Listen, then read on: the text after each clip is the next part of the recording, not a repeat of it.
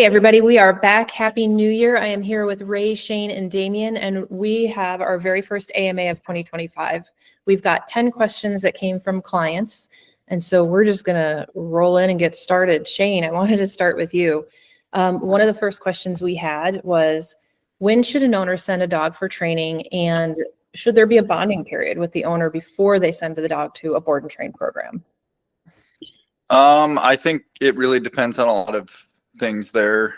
I always say the sooner the better, because, we create behavior as humans, and especially if you are a new dog owner, it is going to be sooner the better, because some of these things are little things that we're unaware of that we can create, from, dogs barking out the window because of the lack of structure that we're giving them, to feeding the dogs consistently at the same time, to creating that behavior when 5 o'clock rolls around, the dog's like barking and pawing at you. And so we have all these little nuances that come up as we are experiencing raising a dog. And the faster we can understand the philosophy behind training and the structure and the idea and be able to control this, the less behavioral problems we create along the way, which makes it a lot more successful upbringing your dog, because all of these little things tend to grow into bigger behavioral problems if we don't know what to do with all these situations. So it's better to be on a good, structure with the dogs, so you can control their intakes and what they're seeing and what they're doing, to feeding, to training, to understanding communication. Communication is going to be obviously huge with owning an animal. So I think for me, the sooner the better, getting them in as far as training goes, because we're going to eliminate a lot of these issues from arising and ever happening. And then if they do, we're going to have the tools to be able to manage and control those. I totally agree. Prevention is the best form of medication, right? So Damian, What are your thoughts on that? Yeah, send them right away. Before bad habits form, or a bad or undesired relationship or toxic relationship forms, which happens a ton. I see toxic relationships with animals all the time. But yeah, so send them immediately. We can prevent bad habits, and we can build the appropriate relationship when dogs go home from their board and train. That's the hardest part for everybody, for the dog and for the people, is that the relationship has to change. But if you don't have that relationship yet, then we can build it, starting with leadership and communication. So right away, you could send them to me. I've had a dog that come to me before the people even got them. They bought the dog, or got it from a shelter rather, and sent it straight to me. Best decision you can make. I totally agree. We've had that before, where same situation, whether it's from a breeder or a shelter, the people sent it straight to us in California. And I agree with you guys. I mean, I don't think people should worry about that bonding period at all. You've got years to do that. So for sure. So send them to us right away. New year, new dog. The second question that we had is, it kind of builds on this one. Will my dog forget about me when they go to a board and train program? Shane, we'll go back to you. A lot of people, unless you've never seen your dog or engaged with your dog, it's probably not going to happen. They'll always remember you and have an understanding, especially if you did have them as a puppy. So it is something that I wouldn't really worry about when it comes to sending your dog off. They're going to remember you. Some dogs come home and they're a little bit weary, depending on, if they're a shy dog, fearful dog, what they're coming in for. But normally some dogs instantly see you and just go crazy, and some dogs, it takes a minute or two, and then all of a sudden they just explode. So I wouldn't worry about a dog forgetting you. Again, this is going to be the best thing that you could do for the dog and your relationship, and your engagement with them it's going to make your guys' bond a lot stronger. 100%. I mean, we've all seen those videos of the dog that, got lost years ago, and then they get reunited with the owner, and it's like, oh my God, so they don't forget. But Damian, what's your experience with that? What do you think? Easy answer, no, they don't forget their people, right? Like they don't. Everybody asked me that, and I said they're going to be super excited. Most dogs immediately recognize them. Shane is right. Some dogs, it like takes a second, but then the moment they realize, they're excited to see their people. So that is the least of your concerns, is that your dog's going to forget you. Got another one similar to that. Basically, people ask, "Oh, can I visit Fluffy during a board and train?" I'm not comfortable sending her off who doesn't know you. I just want to know my dog's going to be okay. Shane, what do you say to that?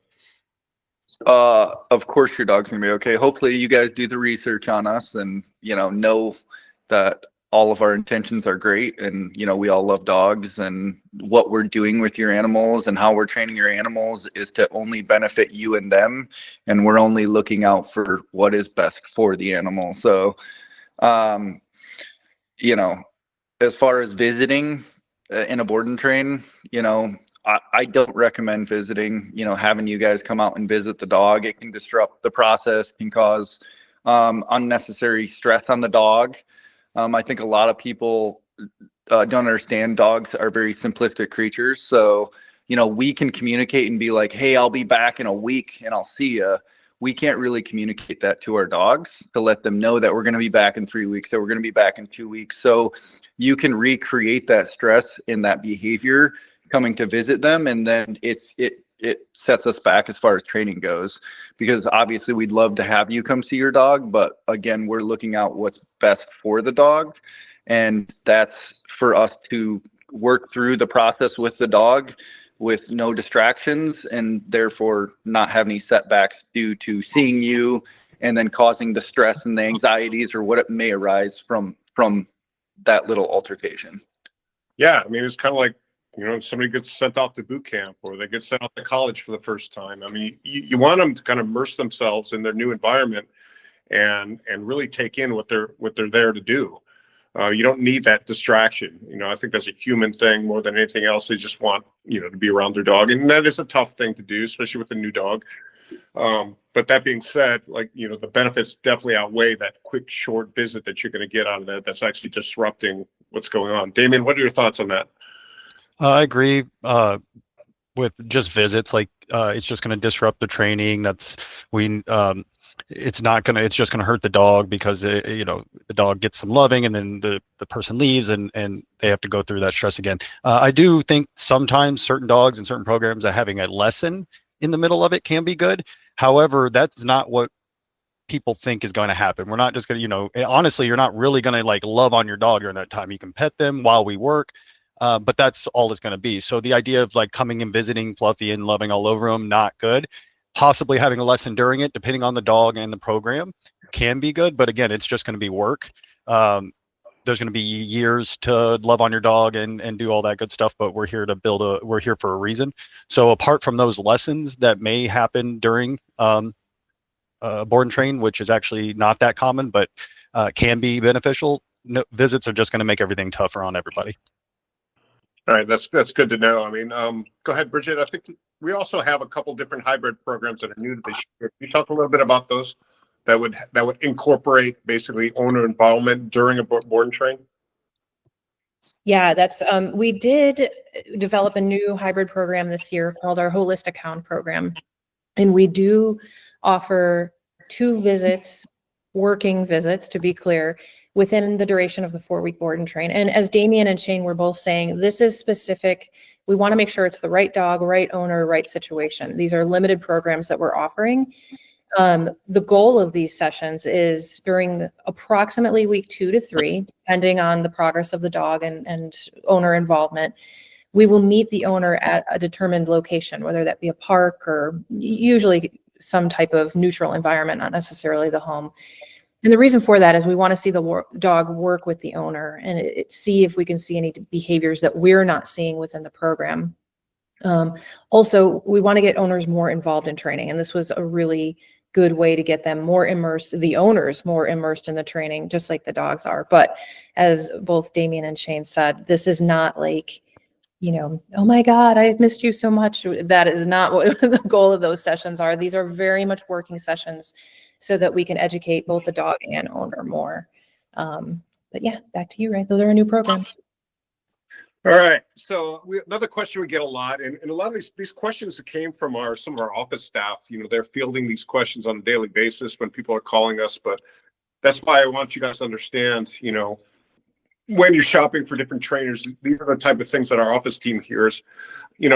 Another one, a big one out there is, I'm shopping a trainer and I'm seeing he's got these accreditations and he's got some kind of certification from this. How much credence do you guys put into any kind of dog certification?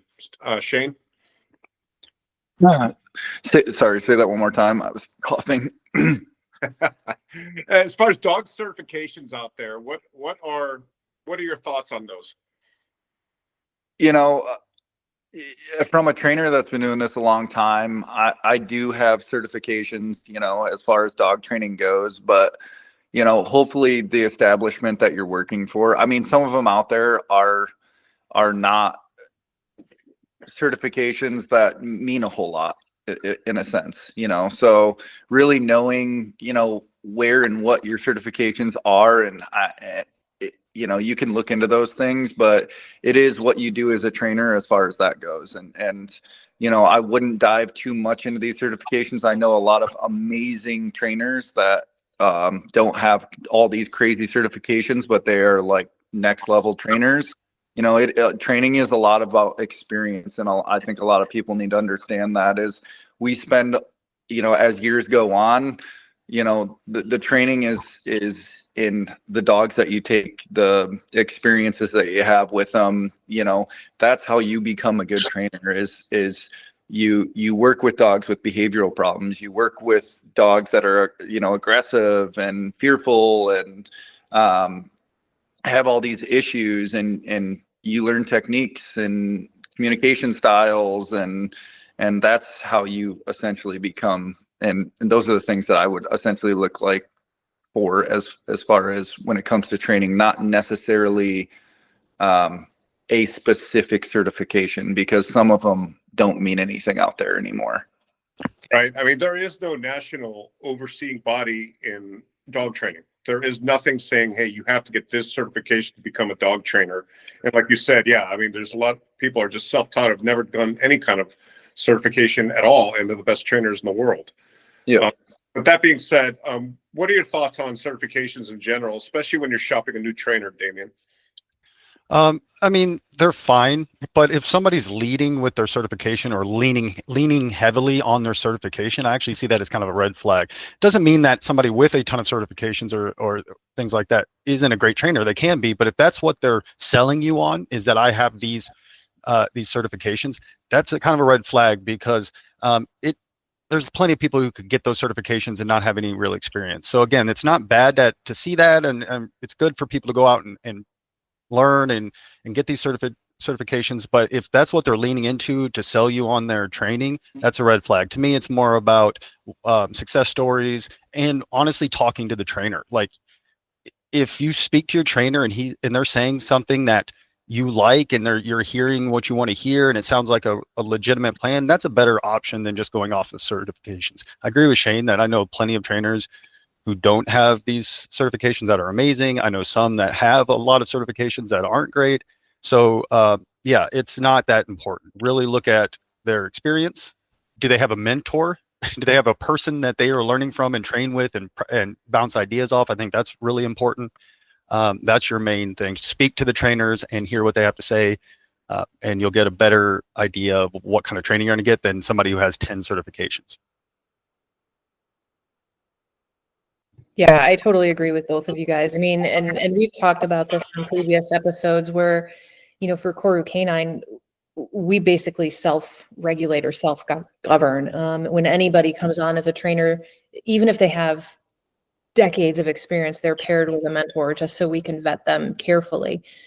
So do your homework, do your due diligence, and talk to the trainer, like Damian said. But the next question that we got, again, it kind of hinges on this certification question, is what kind of guarantees can we offer in our programs? And what happens if my dog comes back from training and I'm unhappy with the results?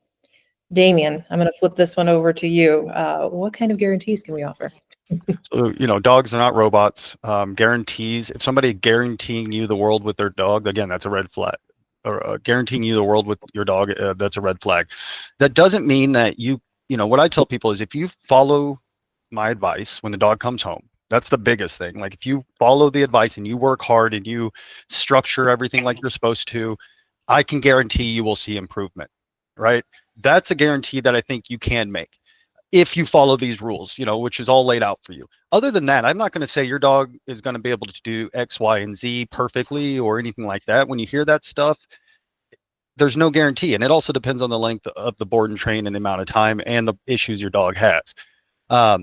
So the best guarantee I think a trainer can give you is if you follow my advice, you're going to see consistent improvement. And honestly, that's the best thing you can get, right? Like, yes, some dogs are going to improve drastically in a short amount of time. Others are going to take a long time to improve some. But that's the only guarantee that I give, is that you will see improvement. And if you're looking for a guarantee with any kind of living animal or, something that's alive and you can't control like a robot, that's a battle you're never going to win. So I think I would be wary of guarantees. Just know that and understand that a big part of the success, the biggest part of their success probably is going to be what you do when they come home. So also asking your trainer about what kind of support do you get when the dog comes home, right? Our basic board and trains, we get a go home lesson and a follow-up lesson, which is great. And those updates really lay out what the dog needs to do to be successful. So if somebody can lay that all out for you and support you and you commit to it, I think the best guarantee you can get is your dog's going to improve. I totally agree. Yeah, yeah. And I think a lot of people are blown away when we say it's unethical to give guarantees. But Shane, what are your thoughts on that?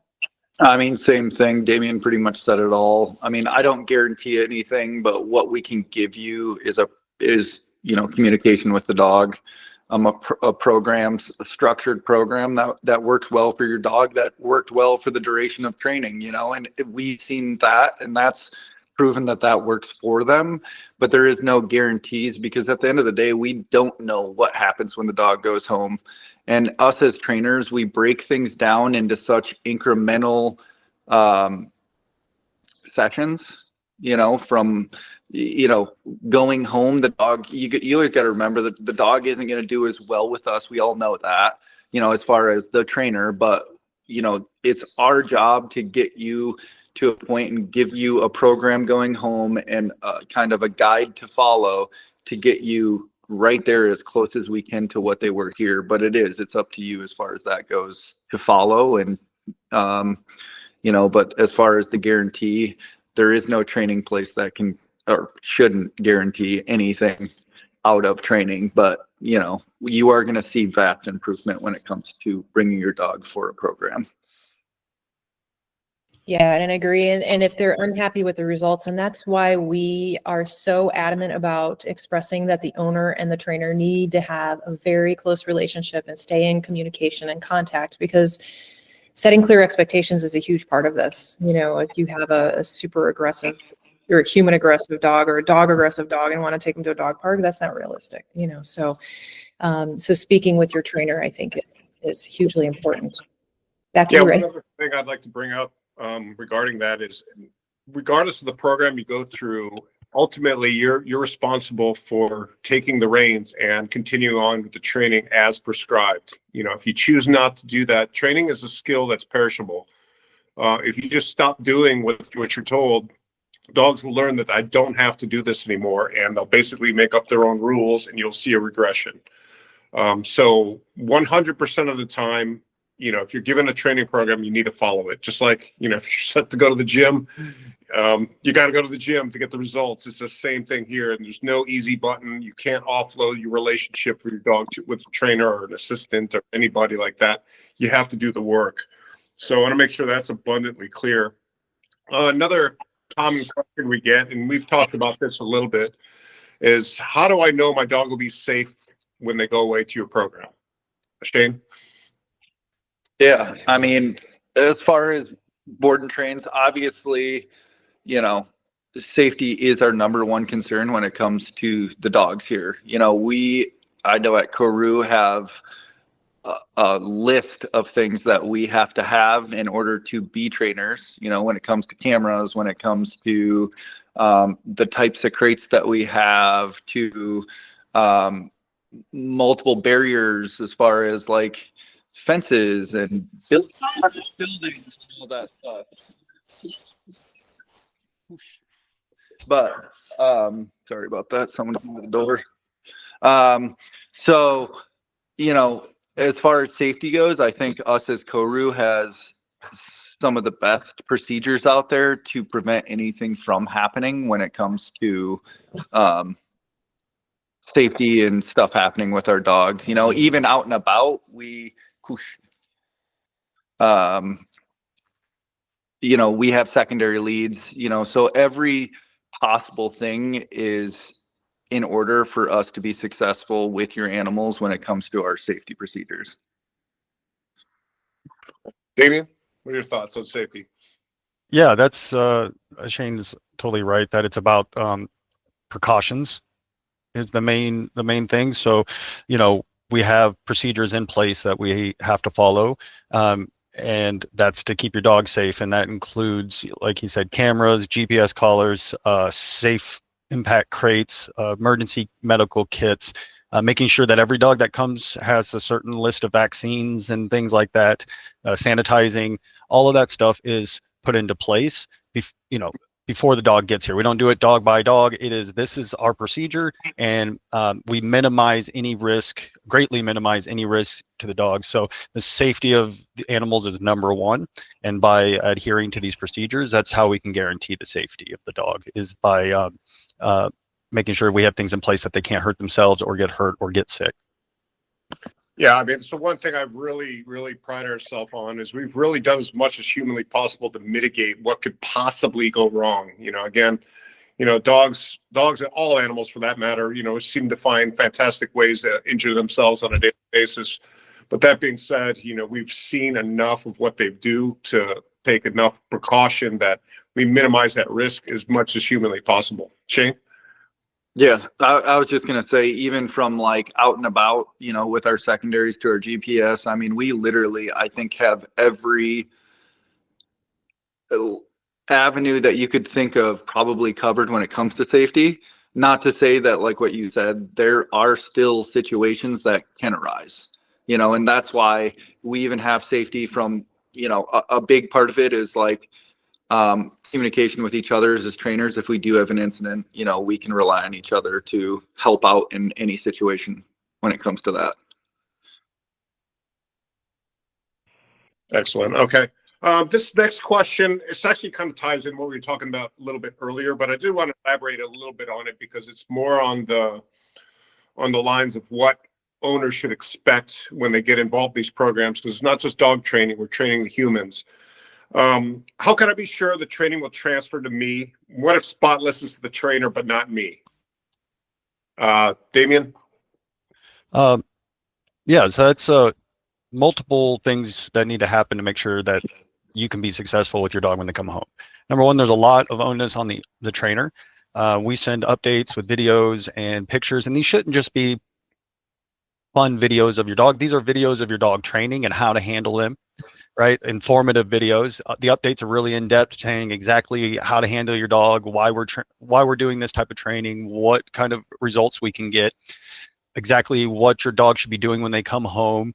So as the owner, making sure that you're studying those updates, that you're asking questions if you're confused, and that you're following direction. Even if you're not 100% on why you're doing it, or even if the trainer explains it, but you're having a hard time understanding it, you've got to trust your trainer. There's a reason we're doing all this. Most of our trainers, I'm sure, are going to do a great job explaining that, but you just got to have some faith that what I'm telling you, sometimes even if it doesn't 100% make sense, because as humans, we sometimes it's counterintuitive what the dog needs sometimes, what we feel like the dog needs versus what they actually need. So you got to trust your trainer, but also your trainer has some responsibility to make sure you're set up, making sure you have those updates, that you have every tool that you need in your tool bag, and that they appropriately show you how to handle the dog. There's no doubt in my mind that the dog will do better naturally with the trainer, and it's going to be a little bit harder to get to that point. But the owners can be successful if they follow direction, they study, they apply themselves, and that the trainer's doing their part in making sure they're ready to go home, and that the structure and everything is set up. So follow your trainer's advice, study everything, become proficient in the tools. That's how you're going to get success and change your relationship. Yep. Shane, what are your thoughts? A big one is, and I had this recently, with incidences that come up, we're going to give you a lot of information.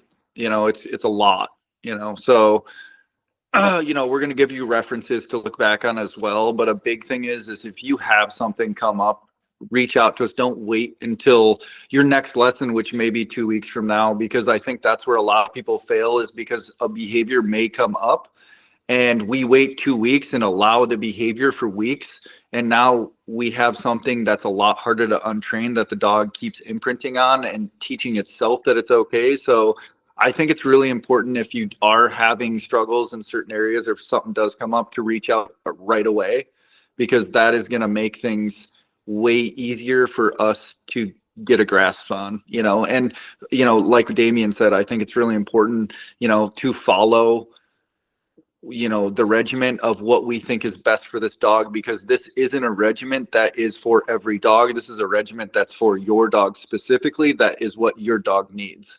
And I think, he's right. A lot of people haven't seen structure before, or a lot of structure, or, the communication styles before. It is just important to follow through. And with time, you will see why it's so important and the big changes that you're having, and then it'll all make sense with time. But it is important to follow it when it comes to coming home with your dog. The dog will regress a little bit. That's okay. But at the end of it, this is a turtle race.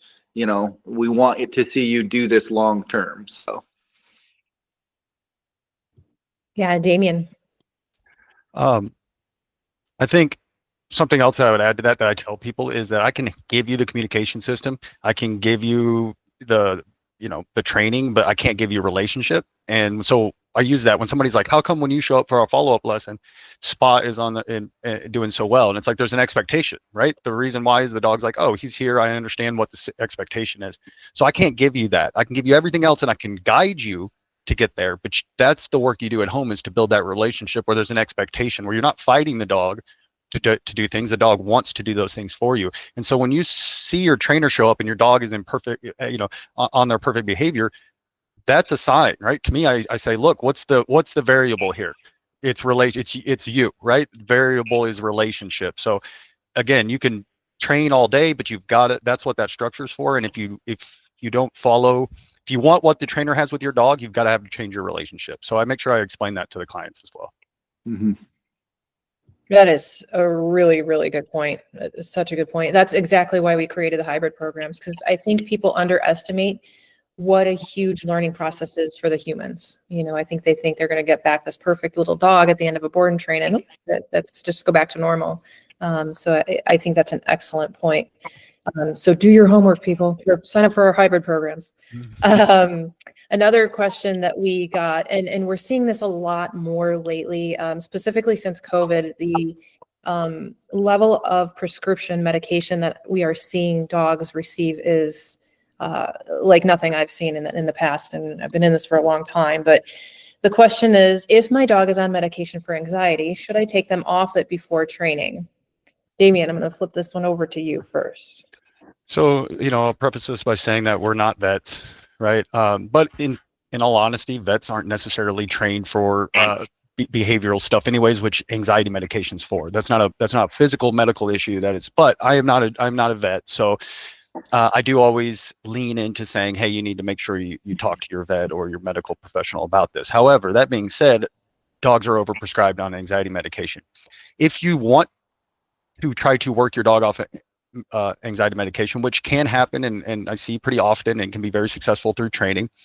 First of all, if your dog is being sent soon, within a few weeks or even a month to the board and train, it's better not to, because I've watched dogs, every time you drop the dose, from my experience, as you're weaning them off, there's a week or two where their behavior is odd. It just is. I've seen them, they kind of get, you know, their chemicals are rebalancing and doing all this stuff. So it really can hinder the training. Ultimately, if your goal is that and you speak to your vet and you have enough time, sure, weaning them off before they get there can be good. But if you're sending your dog, let's do that after. Let's get the training in place. Let's get you comfortable, and then we can slowly wean them off. I absolutely think it's overprescribed. I think if you think there's some anxiety in your dog and you've done no training at all, start with training. Don't start with medication. I think that's the problem, is that people start with the medication and then eventually try to go to the training. Start with your training first. I'll be honest with clients. It's actually pretty rare that I say this dog needs anxiety, but I recently had one where we talked about on the phone, and then 2 weeks in, I was like, oh yeah, this is a truly anxious dog that medication could help. That's pretty rare for me to advise, but I did without a doubt, and it was the best thing that for that dog. So if you're not sure what to do, start with training. It's just like humans. If you're feeling odd and you feel like maybe you have some anxiety or you're having some of these mental issues, you know, change up your lifestyle, start working out, change your diet, start pick up a new hobby, do all those things first. And then whatever's left over, if you need help, absolutely go get that medication. It's the same with dogs, right? So start with making sure that they are getting mentally satisfied and sated, that they're getting the physical exercise, that their diet is good. You know, it's just as important for dogs that they're eating nutritional, healthy food. And then, you know, your trainer can help you and say, hey, you know, the dog's improved, but there's some real anxiety here, some genetic anxiety. Sure, then go ahead and go talk to your vet about it. So I think that's a big one. Before making that decision, you know, talk to a trainer so that you guys can get a game plan. Beautifully put. Jane. Yeah, I mean, he pretty much summed it up right there. You know, medication should be your secondary choice, you know, and maybe supplemented together in some instances is fine, but I think behavior is more related to training than it is related to medication in most situations. You know, genetically, there are some dogs, I have had it too, where this dog is a little bit unstable, or, you know, a very anxious dog. Through training and after we kind of discovered and figured out what the best options are. But I think your best option is definitely start with training, and then we can supplement if needed. But sometimes training is just enough to you know, sometimes it's just a lack of understanding and confusion, which is creates anxiety. Not necessarily, you know, the anxiety is there for a reason. So let's figure out if it is a genetic reason or if it is a communication reason. 100%. And you both brought up points that I wanted to touch on. First, the weaning of medication. Again, as Damian said, consult with your vet. But be mindful, if your dog has been on this medication for a long time, it's like humans. It is likely to take a long time for your dog to wean off of that medication. So please be mindful of that. And Damian, you brought up diet. I wanted to bring this up because this was when Ray and I first started Koru K9. It was the very first year we were in business. We had a client that had a dog on a vegan diet. This dog had severe anxiety, and it was my recommendation to address diet as well as training. So again, just something to be mindful of, that dogs are very different than humans. I don't believe that they can thrive on a vegan diet. I think they need both protein and carbohydrates. So just, you know, try to maybe explore other options. CBD is another really great option, and we work in conjunction with a company called Saving Grace. They're wonderful, so I highly recommend checking them out too. But Ray, flip that over to you.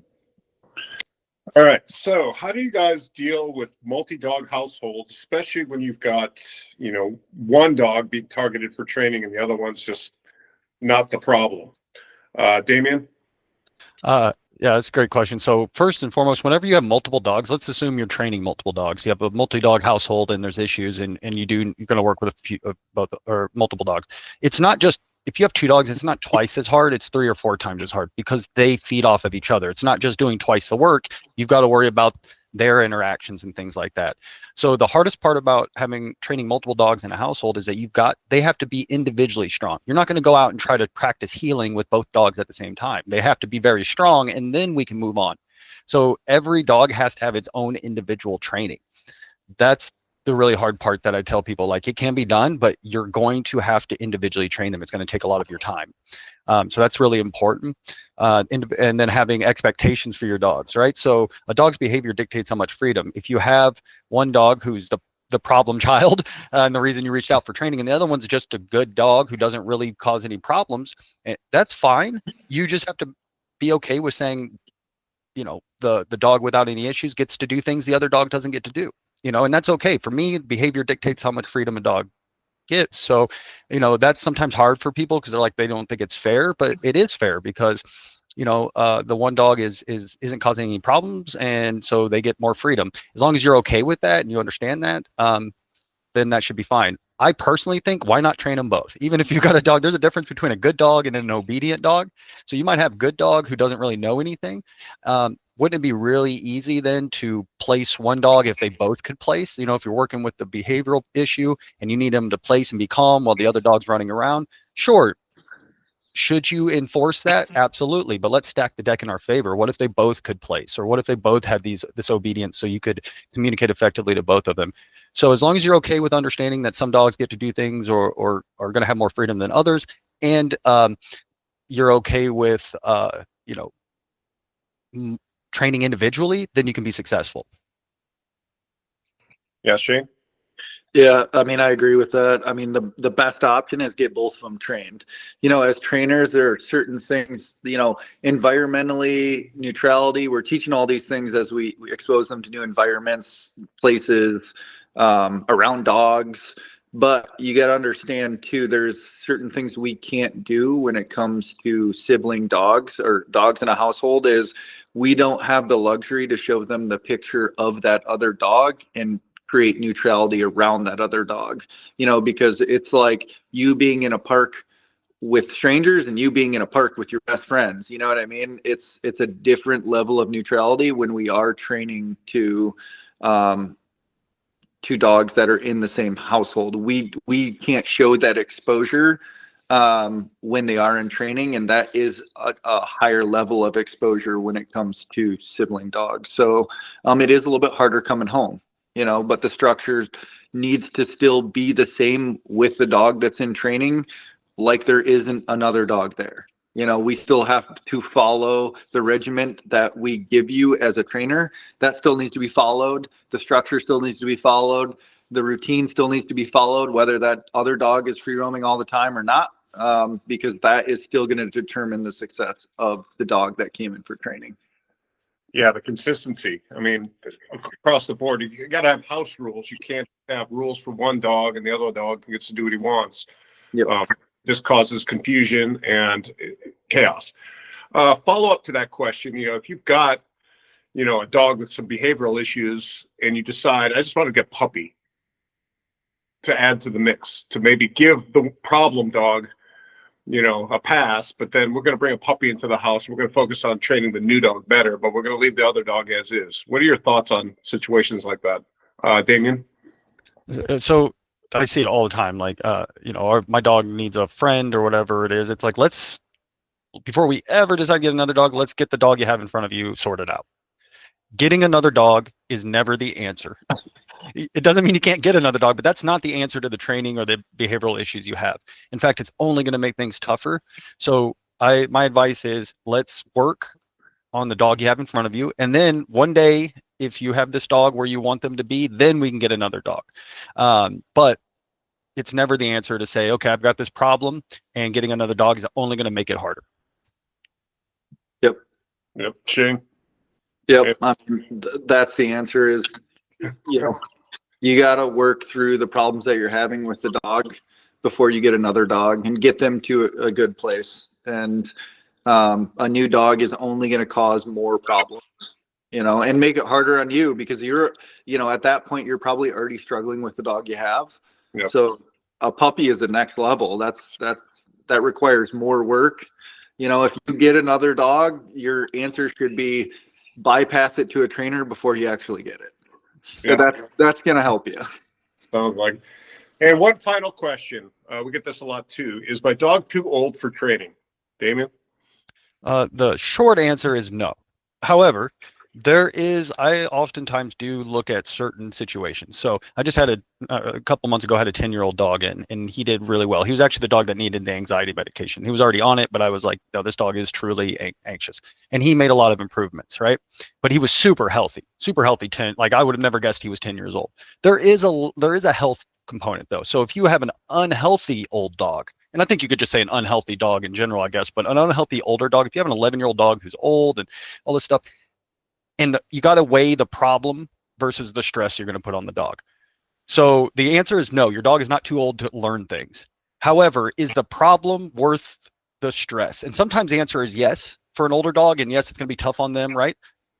Yes, sometimes the answer is that. Other times, maybe not. You know, if your dog pulls on the leash and he's 12 and he's been doing it, and you want to send him for a 4-week board and train, we'll do it, but that's a lot of stress on an 11-year-old dog. So I guess the short answer is, as long as the dog is healthy at his age, then yes, your dog can be trained at any age and do great. But we do have certain bit of, we do have to look at it a little bit different when you have an older dog who, especially if the dog's going to be put through a lot of stress. Maybe in-home lessons might be better for certain older dogs. Like I said, I had this 10-year-old dog who came in and he was an amazing health, had a lot of issues, but it was no worries about the dog's health at that point. So your dog can learn, old dogs can learn new tricks. And we do want to make sure that the dog is healthy enough though for the training. Yeah, Shane, what are your thoughts on the old guys? Yeah, same thing. I mean, some of my first dogs here in Washington were, one was a 9-year-old, one was an 11-year-old, but I think Damian's right. I think the health has to be there. These dogs were super healthy and they were having a lot of leash reactivity, and the answer is get them in when they're younger, of course, because like they waited till this dog was 11 years old and they never could take it for a walk. And now, I still keep in touch with them, and it's been a couple of years, the dog's still alive and they're still doing great. So, it just depends on their health, but it is, you can train older dogs, and as long as they've got it, their health is there. I love that story. I mean, you never know, especially with that, the leash reactivity and being able to walk. You very well could have given that dog extra life because now he's able to exercise and less stress. So that's really cool. Yeah, Damian. One thing I will point out on that though too is if you start seeing some pretty drastic behavioral issues in an older dog, let's take that dog to a vet first too. So if you start seeing behavioral problems at 10 that you didn't see before, I absolutely would go to a vet first, because that is a clear sign that pain or some sort of sickness can oftentimes create that. So that's the only caveat, right? Like if your dog has never had these issues and all of a sudden starts showing aggression at 10, before you go to the trainer, you need to go get the litany of tests done to make sure your dog is healthy and isn't in pain. So that's the only caveat I would have, is make sure that if these behaviors cropped up later in life, that it's not a health issue before you send them to training. Yeah, really, really good point, for sure. And one other little caveat there too is, on the flip side of that, is if the dog has had a lifetime of aggression and you send them to us at 11 years old, it might take us a little bit longer to work through those, 11 years of behavior problems. But you guys, this was really awesome. I think we gave everybody a lot of really good information. We do have another list of questions that we will do another AMA soon. But until then, thanks everybody for watching us again. As always, you can look us up at KoruK9.com, all the socials at Koru K9, like and subscribe below, and we will see you next time. Thank you, everybody.